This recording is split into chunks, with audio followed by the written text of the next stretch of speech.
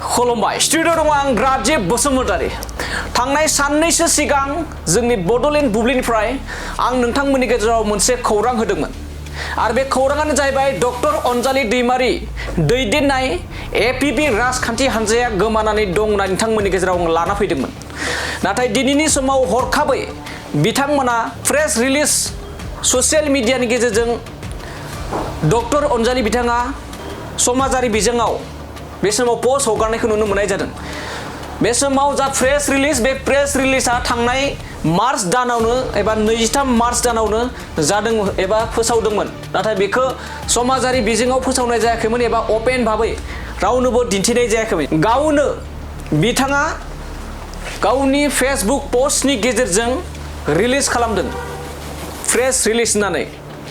नाथाय बे समाव डक्टर अनजालि दैमारिनि दैदेननाय एपिबि राजखान्थि हान्जाया गोमायाखै दाबो खामानि मावगासिनो फैगौ विधानसभा बिसायख'थिनि थाखाय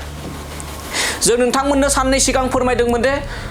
एपिबि हान्जाया गोमानानै दं होननानै नाथाय गोमायाखै बिथांमोना खामानि मावबाय थादों विधानसभा बिसायख'थिनि थाखाय एपिबि हान्जाया बिपिएफ दोलोखौ थोंजोङै मदद होगोन जौगाथाय गोजोन आरो बिटिआर गोरोबथाखौ मावफुंहोनो थाखाय बे समाव एपिबि हान्जाया थांखि लादों बिपिएफ राजखान्थि हान्जाखौ विधानसभा बिसायख'थियाव देरहाहोनो थाखाय आबुङै मदद होनायनि बे समाव प्रेस रिलिज फोसावदों थांनाय मार्च दानावनो बिथांमोना मसलपुराव जुथुमा जिरायनायनि गेजेरजों बे थांखिखौ लानाय जादों प्रेस रिलिजनि गेजेरजों रोखा रोखा फोरमायदों डक्टर अनजालि दैमारि बिथाङा ससियेल मिडियानि गेजेरजों गोसारहोनायासो साननो गोनां बाथ्रा